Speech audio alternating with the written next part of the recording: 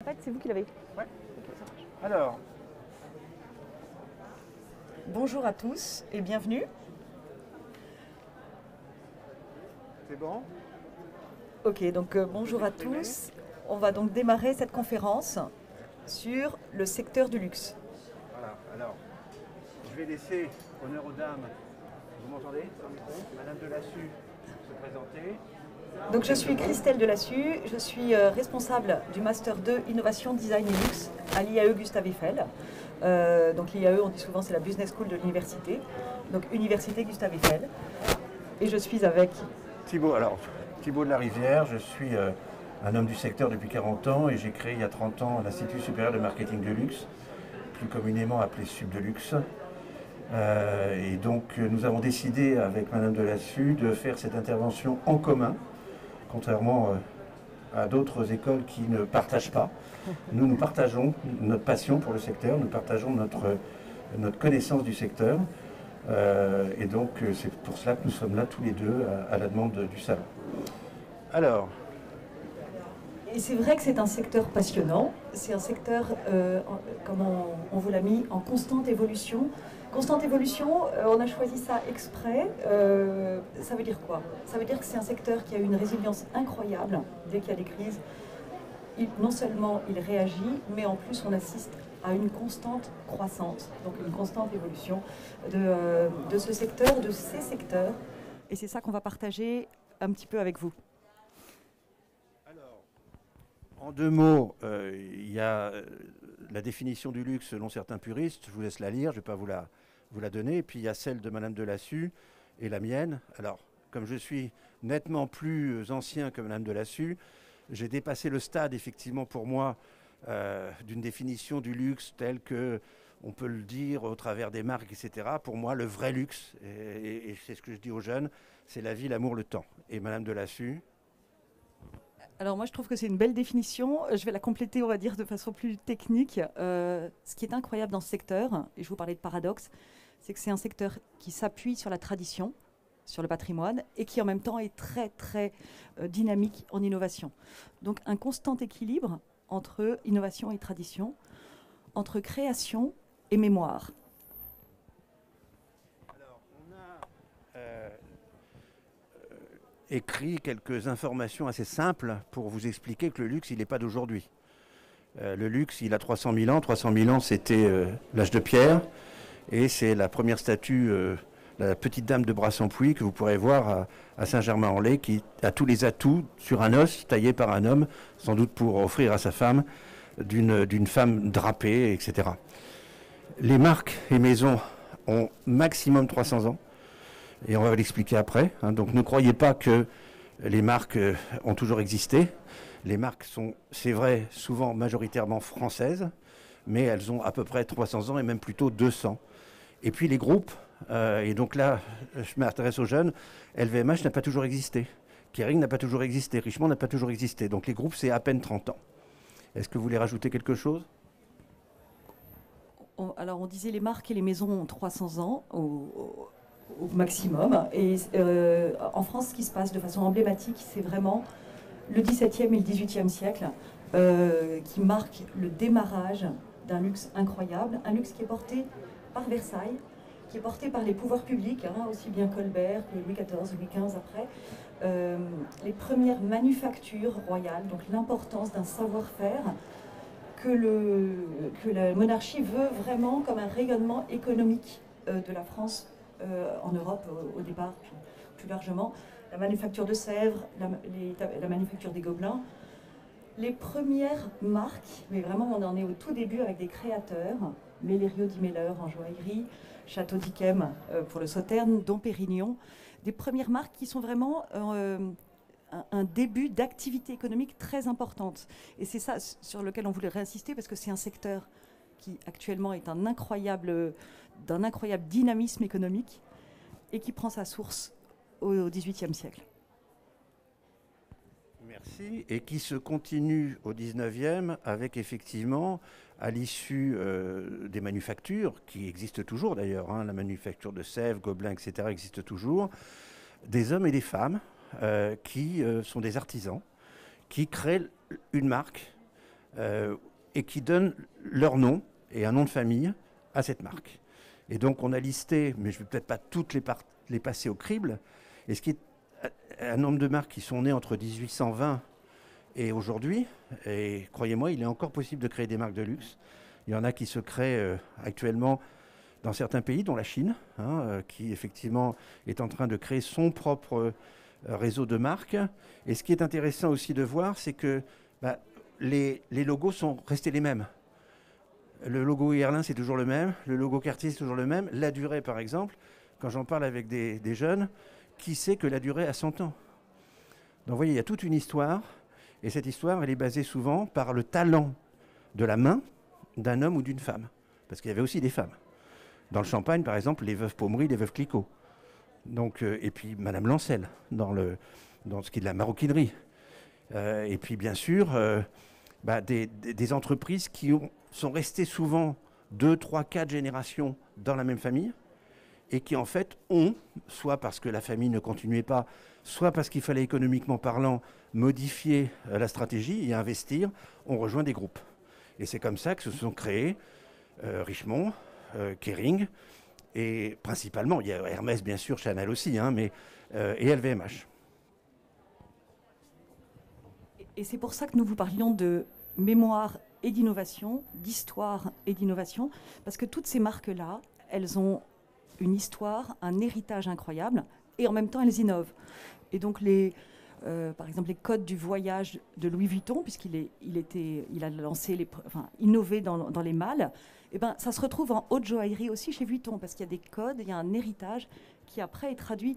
Et donc toutes ces marques qui sont vraiment fondées au 19e, puis les marques qui vont être fondées début 20e ou fin 20e siècle, elles vont à la fois travailler leur patrimoine, leur héritage, mais aussi beaucoup l'innovation. Et c'est en ça que ce secteur, là aussi, il est en constante évolution et il est dans un intérêt qui est assez incroyable et qui passionne tous ceux qui y travaillent. Et c'est d'ailleurs, on en parlera tout à l'heure, les qualités qu'on sollicitera chez les jeunes sur l'avenir de ce secteur. Des qualités qui sont des qualités, effectivement, de respecter l'histoire, la tradition, le passé, mais d'innover constamment. Parce que n'oublions pas qu'un objet de luxe, c'est une création dont le client n'a pas besoin.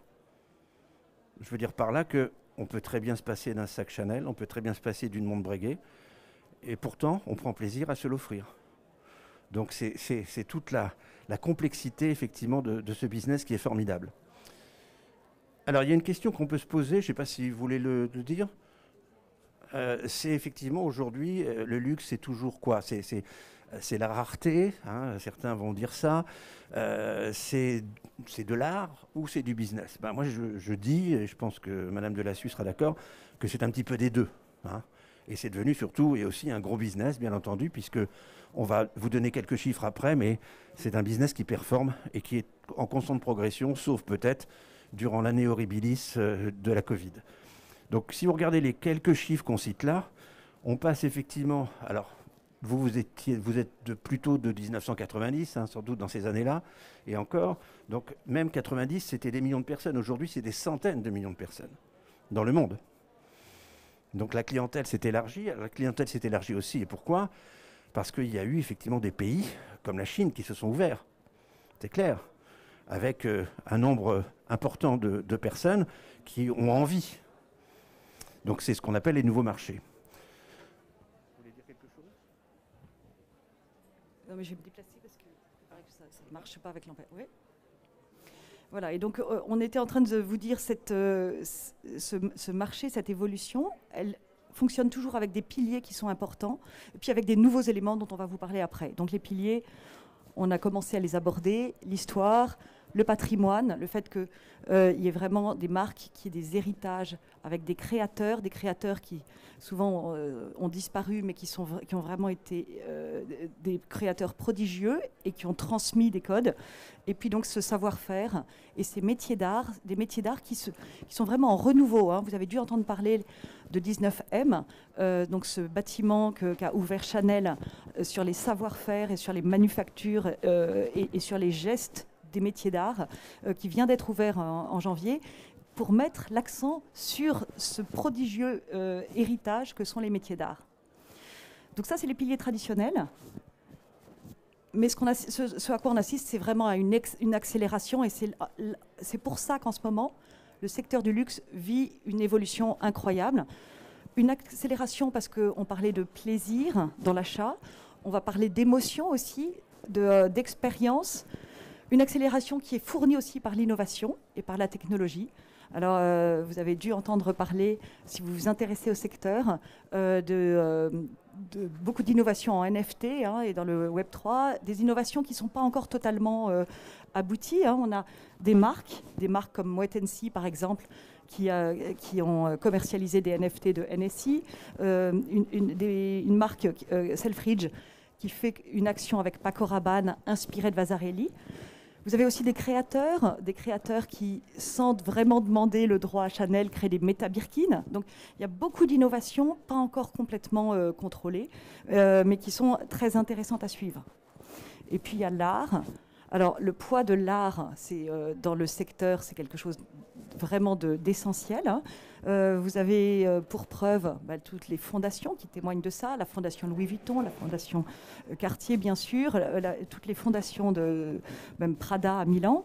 Et puis vous avez aussi tout ce courant artistique que développent les directeurs artistiques et que développent les créateurs.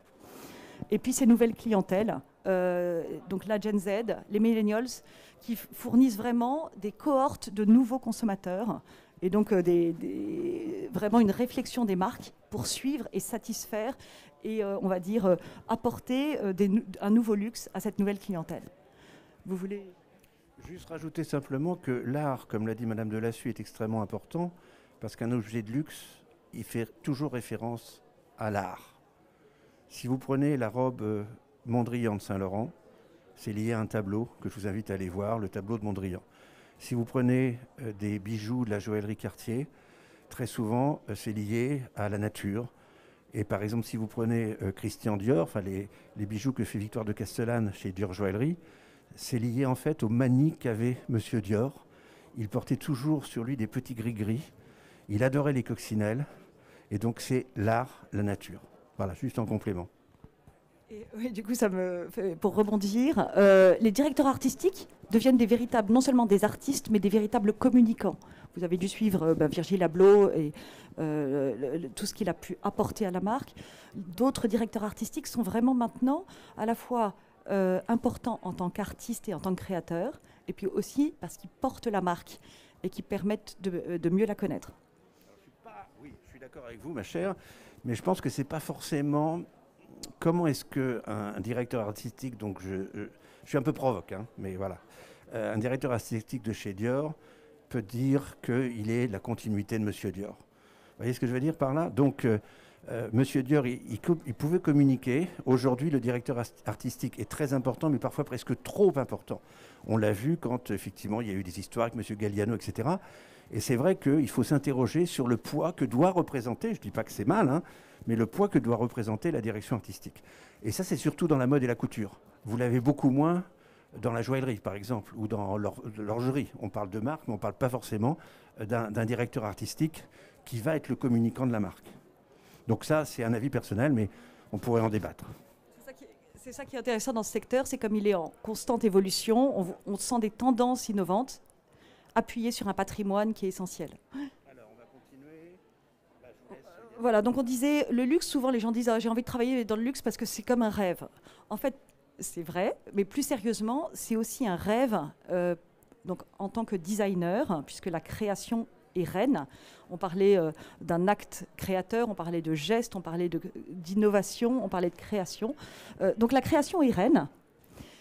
Et à ce titre, peut-être vous êtes pour certains issus d'écoles de design, vous êtes intéressés par compléter votre formation, et c'est tout à fait, j'allais dire, logique et intéressant d'aller travailler dans ce secteur. Mais c'est aussi un rêve pour les marketeurs. Et pourquoi ?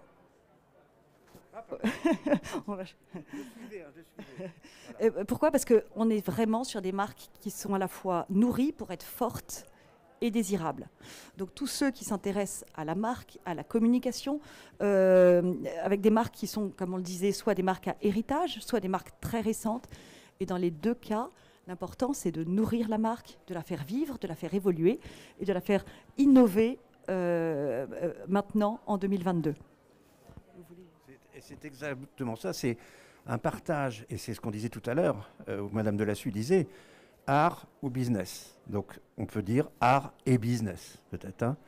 Et la notion de rêve est extrêmement importante, mais je rajouterai aussi la notion d'identité. Beaucoup de personnes sont clients d'une marque par l'identité que ça leur donne, que ça leur apporte, au-delà du plaisir. Alors, vous voulez que j'y vais ou bon. Alors, le marché du luxe, on a mis quelques chiffres quand même si ce n'est pas passionnant, mais c'est pour vous. Là, je parle du luxe à la personne. Je ne parle pas du tourisme, par exemple, hein, parce que sinon, on exploserait. Donc, quand on regarde effectivement, alors on voit pas les dates. Si, vous les voyez peut-être pas bien. Là, on est en 2019. Là, on est en 2023. Selon le cabinet Bain, effectivement, et compagnie, avec lequel on travaille, qui est un cabinet spécialisé dans les études et conseils au secteur du luxe. Donc, on voit que l'année 2020 est une année avec une chute du chiffre d'affaires, que tout de suite en 2021, contrairement à ce que pensaient les gens, on misait sur 240, on a été à 260 milliards de dollars. Donc ça veut dire que ça a très très bien repris. En 2022, on pense être à 290, c'est-à-dire qu'entre 2021 et 2022, on a repris l'accélération habituelle du secteur, qui est en moyenne de 4 à 5% par an. Et on estime effectivement en 2023, moi je dirais plutôt 2025, si vous le permettez, passer sur un chiffre d'affaires du luxe à la personne de 320 milliards. Alors le luxe à la personne, c'est tout ce qui est accessoires, tout ce qui est joaillerie, bijouterie. Je n'intègre pas les alcools. Les alcools ne sont pas intégrés là. L'automobile n'est pas intégré. Donc c'est tout ce qui est le luxe à la personne. Donc la mode, la joaillerie, le parfum est dedans, hein, etc., etc. Cosmétiques, etc. Oui, donc un marché qui est vraiment important, qui est en croissance, comme vous voyez. Et puis, on ne vous montre pas les rentabilités qui sont derrière, parce que ça, j'allais dire, c'est difficile de communiquer dessus, mais avec des fortes rentabilités. Ça veut dire que du coup, les entreprises qui dégagent ces rentabilités, elles ont les moyens de travailler derrière et de encore, j'allais dire, plus investir pour faire progresser leur marque. Donc, un marché qui va bien et qui est très rentable en termes, j'allais dire, d'insertion professionnelle, c'est aussi un élément à avoir en tête. On va le voir juste après, mais avec des évolutions dans les métiers et les besoins des entreprises qui, bien sûr, changent. Hein. Les besoins d'il y a 30 ans sont plus les mêmes aujourd'hui. Alors, pourquoi ces chiffres ? Voilà. Alors, il est important de comprendre pourquoi on atteint des telles sommes, des tels montants. Je ne parle pas forcément de la rentabilité, mais du chiffre d'affaires. Ce qui fait effectivement ces chiffres, ce n'est pas le prix de l'objet, parce que vous pouvez vous offrir un objet de luxe pas cher. C'est la quantité. Par exemple, chez une marque que je connais bien, puisque j'en suis depuis 40 ans, est-ce que vous imaginez combien on vend de bagues 3 anneaux, vous savez la bague 3 anneaux, dans le monde chaque jour ? 3000. D'accord ? Donc, et si vous prenez chez Vuitton, combien on vend de sacs, ou chez Chanel, etc. etc. Donc ce n'est pas le prix de chaque objet, puisqu'une bague 3 anneaux, ça commence à 800 € et ça va à je ne sais combien, bien sûr, mais c'est le volume, effectivement, je dirais, de la clientèle mondiale qui permet aux marques, effectivement, de connaître ces chiffres. Les nouveaux marchés, et là, vous allez avoir, si vous travaillez dans le secteur, des nouveaux marchés attaqués. La Chine, c'est fait. Par contre, il y a de nombreux pays en Asie sur lesquels il y a beaucoup à faire. Il y a l'Amérique latine sur laquelle il y a beaucoup de choses à faire. Il y a les pays de l'Afrique subsaharienne où il va y avoir beaucoup à faire. Donc il y a encore des tas de régions dans le monde où il y aura effectivement une volonté d'implantation. Et puis le e-commerce, on va en parler juste après. Alors attention, il faut relativiser le e-commerce. Hein. Le e-commerce, vous savez, c'est ce que vous faites sans doute tous pour vous acheter des choses sympathiques. Maintenant, est-ce qu'on achète comme les Chinois chez Alibaba une Maserati ou une Rolls en ligne ? Eux le font, nous peut-être pas encore en Europe et en France. Donc, mais c'est important de parler quand même de ce nouveau, de cette ouverture. Et on parlera d'une autre aussi, qui sera le marché de la seconde main. C'est très important aussi. Alors, vous voulez parler de ça ou vous voulez que je fasse ? Je voulais juste juste revenir sur le e-commerce, parce qu'on disait on n'achète pas une Maserati. En revanche, ce qui se passe depuis 2 ans, c'est qu'en haute joaillerie, par exemple, les marques se sont aperçues presque avec étonnement qu'elles vendaient des colliers, des bagues à plus de 100 000 euros, hein, voire encore plus. Alors, elles ont mis au point des systèmes de personnel shopper qui accompagnent vraiment l'acte d'achat, mais elles ont développé, poussées par la crise, elles ont développé vraiment un accompagnement de la clientèle qui fait que le e-commerce ne concerne pas simplement des biens, on va dire des parfums ou autres, ça concerne vraiment aussi des produits à plus de 100 000 euros. Voilà, le e-commerce, voilà. Oui, donc vous voyez là la part du e-commerce donc à fin 2020, mais ça s'est accru à fin 2021.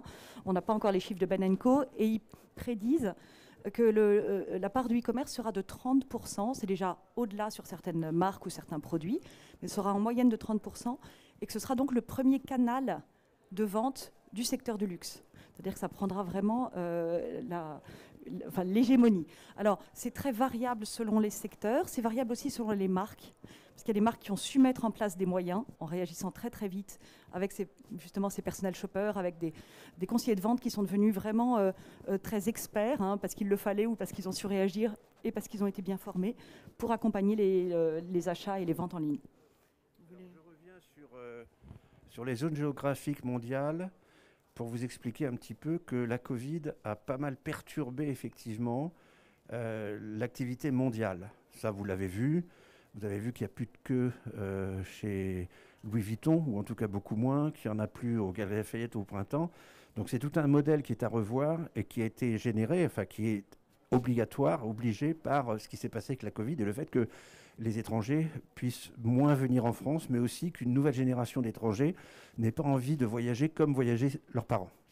Et donc là, pour faire assez rapide, vous avez effectivement 2019 et 2021 sur lequel vous voyez que l'Europe, par exemple, effectivement, entre 2019 et 2021, a perdu, bien entendu. Hein. Donc on est passé de 89 à 64, c'est normal. La clientèle chinoise n'est plus là. Les clientèles américaines ne sont plus là. En revanche, les USA se sont maintenus, avec peut-être une petite baisse, mais se sont maintenus. En revanche, ce qui est important de voir, c'est que la Chine est passée de 30 à 49. Donc ça, effectivement, c'est nouveau. Et ça nécessite aussi un changement de mentalité chez les marques, de penser à aller sur place, d'ouvrir effectivement des distributions sur place, avec tout ce que ça peut comporter, je dirais, comme action de communication, entre autres, en sachant que le produit est le même. Attention, il n'y a pas un produit spécial pour les Chinois, un pour les Américains, un pour les Européens. Donc ça, c'est important. Et puis, le Japon qui se maintient aussi, mais ça, le Japon, ça a été un des premiers marchés et il a toujours été assez plat, mais assez dynamique. Oui, j'ai envie juste d'ajouter, l'Europe, on dit que ça, donc on voit, ça perd un peu, puisque comme vous le disiez, il n'y a plus les clients internationaux, ceux qui venaient. En revanche, la clientèle domestique, la clientèle purement européenne, a progressé. Et les marques ont su réagir en s'intéressant, on va dire, plus à leurs clients européens. Et là aussi, même si les chiffres ne le montrent pas, puisqu'il manque ces achats des clients qui venaient, des voyageurs qui venaient acheter en France, là aussi, il y a des gains de clientèle. Donc, on a vraiment... Ce que dit Mme Delassus est totalement vrai, c'est-à-dire qu'on ne serait pas à 60... Non, mais on ne serait pas à 64 en Europe s'il n'y avait pas eu le retour... On ne serait pas à 64 en Europe s'il n'y avait pas eu le retour de la clientèle domestique française. C'est clair. Ça, c'est très, très important.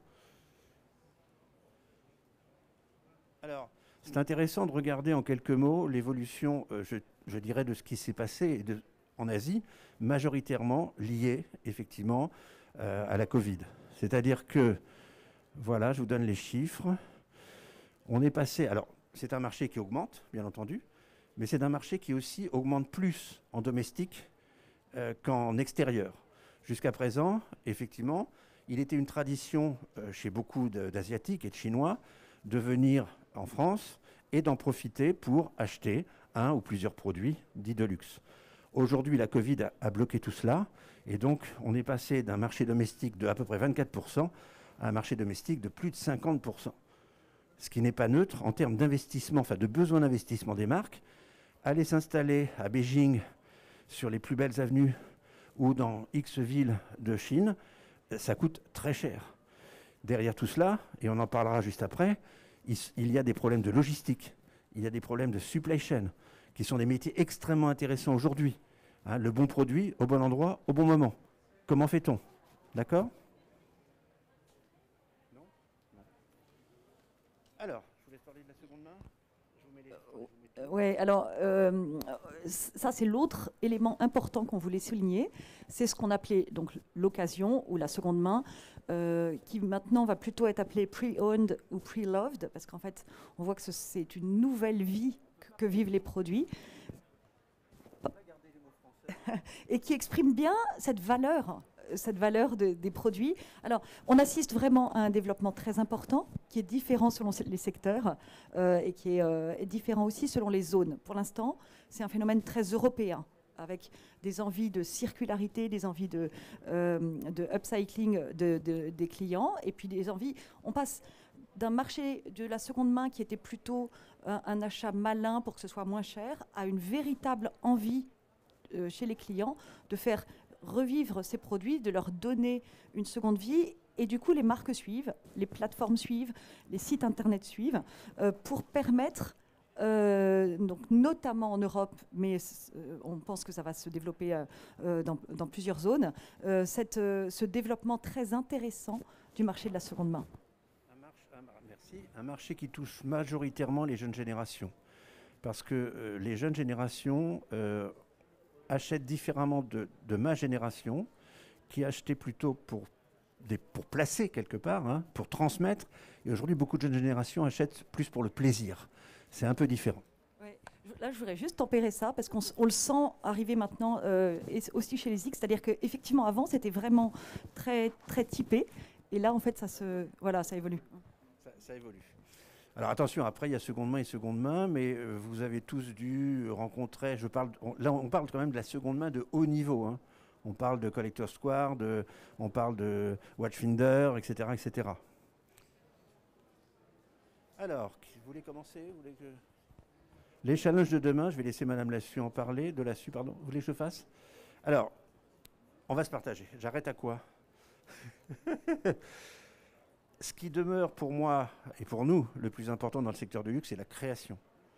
Si vous avez des mains, vous savez, hein, Monsieur Arnaud a créé l'Institut des métiers de la main, hein, et c'est très intéressant puisqu'en fait ce sont les marques aujourd'hui qui sont obligées de prendre le relais pour former des futurs artisans dans des secteurs très demandeurs. Après, on donne un certain nombre effectivement de secteurs qui sont prépondérants. Et comme vous le verrez, on ne cite pas forcément le marketing tout de suite. Il y a tellement d'autres choses. Le digital, le e-commerce. Aujourd'hui, les entreprises ont été amenées à créer de vrais départements liés au digital. Et ces entreprises ont besoin de l'agilité que vous avez, vous les jeunes, dans ce domaine-là, que moi je n'ai certainement pas. Hein. Le retail restera bien sûr toujours extrêmement important, avec l'expérience client que le retail accompagne. Hein. Quand vous vendez un objet de luxe, encore une fois, il faut faire vivre, que ce soit sur Internet ou en boutique, il faut faire vivre une expérience au client. Le visual merchandising, c'est comment est-ce qu'on met en valeur le produit. Et ça peut toucher aussi bien Internet que la boutique. Hermès, par exemple, est la seule marque que je connaisse au monde à autoriser ses patrons de boutique de faire leur vitrine comme ils le souhaitent. Bien sûr, c'est contrôlé, mais ils n'imposent pas une vitrine identique dans toutes les boutiques Hermès. Ce qui ne sera pas le cas dans d'autres marques. La filière amont. Alors, la filière amont, ça rejoint la création. La filière amont, on en parle beaucoup aussi, on en parle avec la circularité, la RSE, etc. C'est d'où vient le produit, comment le produit est fait, quels matériaux sont utilisés. Vous avez vu récemment que Kering, par exemple, avait banni les fourrures, etc., etc. Donc c'est tout cela, la filière amont. C'est tout ce qu'il y a avant que le produit puisse être vendu. Et puis je vais m'arrêter à la distribution, mais la distribution, c'est quand même ce qu'il y a de plus important dans un marché qui est mondial. Développement de centres logistiques, réflexion sur, par exemple, on parlait de la bague 3 anneaux tout à l'heure, combien je dois en faire, dans quelle métrique, pour quel pays. Encore une fois, le client, s'il rentre chez Cartier pour s'acheter une bague 3 anneaux et qu'il n'y a pas son métrique ou qu'il n'y a pas la bague qu'il veut acheter, il ne sera pas content. D'accord? Donc ça, c'est extrêmement important. Vous voulez continuer? Sur distribution, oui, je voulais même aller au-delà. C'est-à-dire que, puisqu'on s'est dit que le e-commerce était en train de changer la donne, ça ne veut pas dire... On sera vraiment dans une distribution au plus haut, hein, omnicanal. C'est-à-dire qu'on n'aura pas des clients qui seront réservés pour un circuit ou pour un canal, mais des clients qui sont susceptibles d'acheter certains produits, et des produits qui peuvent être extrêmement, on l'a vu, hein, avec un prix d'achat extrêmement élevé. Et donc ça veut dire former aussi les conseillers de vente à ce type de situation. Ça veut dire aussi pouvoir réagir et être éventuellement acteur des ventes de seconde main pour les marques, qui est quand même une très grosse question. Hein, non seulement elles sont très impliquées pour réfléchir, puisqu'elles sont dans l'excellence, elles doivent être exemplaires aussi en RSE, mais en plus, elles doivent aussi réfléchir à comment proposer cette offre de seconde main. Donc là, vous avez un peu, on va dire, toutes les facettes des challenges, alors de demain, mais des challenges qui sont actuels, mais des challenges qui attendront tous ceux qui seront diplômés dans les formations en management du luxe. Et vous voyez la variété, et vous voyez à quel point ça peut être, j'allais dire, assez excitant d'être à la fois sur des innovations ou sur des évolutions sociétales importantes, et à la fois vraiment très ancré sur des gestes et des créations qui sont hors du commun. Donc on est sur un marché de biens d'exception, mais avec aussi une innovation et des tendances qui sont assez en avant par rapport à d'autres secteurs. Voilà, donc on a parlé de la RSE, on vous a un petit peu là, j'allais dire, listé tout ce qu'on s'est dit auparavant. Oui, le service, c'est vraiment effectivement aussi bien en retail, aussi bien en e-commerce, aussi bien dans tout ce qu'on va développer comme relationnel avec le client. C'est vraiment quelque chose qui est essentiel en luxe, sur lequel les marques sont déjà très en avance. Hein. Les marques, qu'elles soient premium ou vraiment luxe ou hyper luxe, sont très attentives. Elles l'ont déjà beaucoup travaillé, mais ça reste un challenge extrêmement important. Après, on vous a mis donc l'importance des générations Z et des millennials qui sont vraiment les nouveaux acheteurs, ceux qui apportent ce volume dont on parlait, et puis qui viennent aussi changer un peu la donne avec leurs demandes, qui apprécient le gaming dont on a parlé tout à l'heure, qui apprécient donc toutes les innovations qui pourraient tourner autour du Web 3 et du métaverse. Et donc, on va dire en conclusion de ces challenges, on a envie de dire c'est l'innovation au sens large, innovation dans les produits, innovation dans les services, et innovation dans les relations qu'on construit avec les clients. Alors, ça prend grosso modo la suite, si je puis dire, de ce que vient de dire Madame Delassus. C'est-à-dire qu'effectivement, là, c'est des postes à conquérir pour effectivement les jeunes que vous êtes. Hein, c'est-à-dire que effectivement, une entreprise aujourd'hui qui va vouloir embaucher en digital, elle va préférer embaucher quelqu'un non pas de jeunes, mais quelqu'un qui a cette agilité dont je parlais tout à l'heure, hein, sur l'utilisation du digital.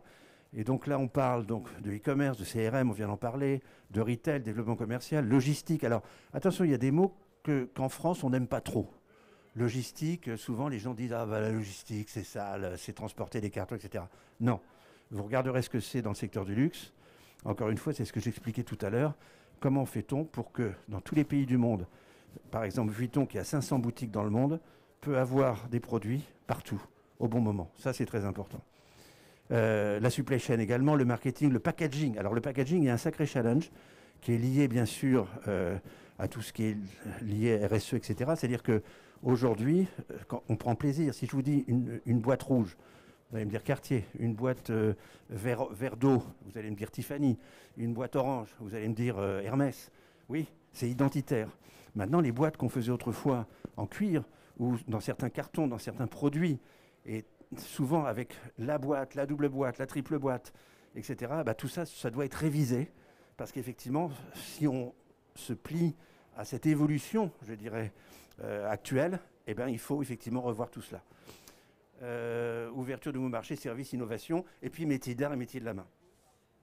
Et tous ces métiers-là, qui peut-être vous intéressent les uns et les autres, en fait, ils méritent d'être développés en connaissant l'exigence du secteur. C'est-à-dire que c'est donc, comme on vous l'a dit, pas la même chose de travailler sur le packaging d'un produit de mass market et de travailler sur le packaging d'un produit du secteur du luxe. D'où l'importance de se former pour mieux connaître le client et son exigence et et mieux connaître les attentes, mais aussi ce qui peut fonctionner en termes d'innovation. Alors là, on a regroupé, mais bon, oui, c'est quasiment, on arrive quasiment à la fin. On a regroupé ce que nous pensons être indispensable, au-delà d'une bonne formation, bien entendu, à un jeune qui veut travailler dans ce secteur. Donc ça va bien au-delà d'un diplôme, croyez-moi. Le diplôme ne fera pas votre vie professionnelle dans le secteur du luxe ou même ailleurs. C'est vous, c'est votre comportement, c'est votre personnalité, c'est votre ouverture. Et là, justement, nous citons des valeurs, la culture, la multiculture, enfin, l'ouverture multiculturelle, le comportement, aimer le commerce, aimer le client. Même si vous êtes le président, là, l'autre jour, je recevais Nicolas Boss, qui est le patron de Van Cleef et de Buccellati, il avait du retard. Et bon, peu importe. Et il me dit, bah, tu sais, je suis allé à la boutique Vendôme parce qu'il y avait une vente à faire et j'ai souhaité la faire. Et c'est lui qui a été vendre, effectivement. Voilà. Et il a beau être le président. Donc, à tous les postes qu'on occupe dans le secteur du luxe, et d'ailleurs, les marques aujourd'hui envoient tous les collaborateurs passer au moins 3, 4, 5 jours ou une semaine en boutique. Si on ne connaît pas le commerce, c'est pas la peine de s'intéresser au luxe. La vision, alors attention, vision, ça peut vouloir dire beaucoup de choses, mais si on prend actuellement, qu'est-ce qui s'est passé pendant Covid et même là actuellement, juste après Covid? Les marques ont plutôt fonctionné sur du revival. C'est-à-dire qu'on a peut-être un peu moins innové, un peu moins créé, parce qu'il fallait rassurer. Donc on revenait effectivement à des produits historiques, iconiques. Mais les marques sont prêtes dans les starting blocks pour que dans l'année qui vient, ou dans les 2 ans ou 3 ans... C'est qui?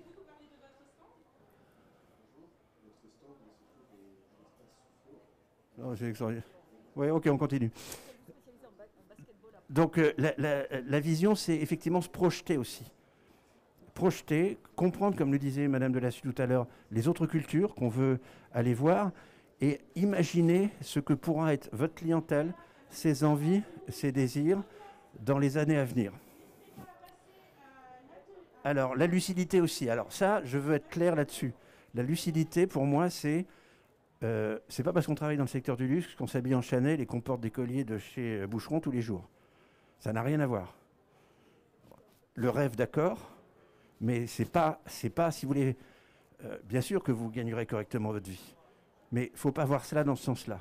Il faut être lucide sur quel rôle vous allez pouvoir jouer et qu'est-ce que vous allez pouvoir apporter au secteur, selon son évolution qu'on vient de décrire.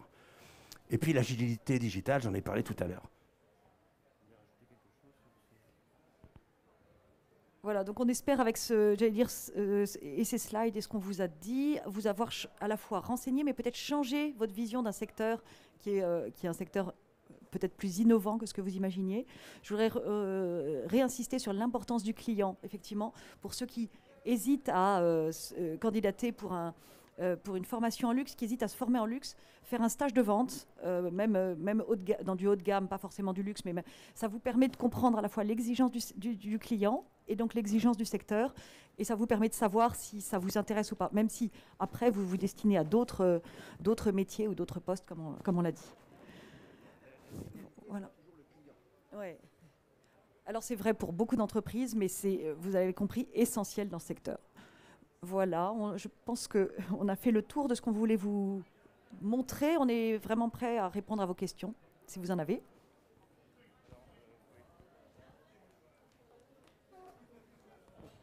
Merci. Vous avez parlé tout à l'heure des zones géographiques. J'aimerais savoir quelle est la situation avec la Russie.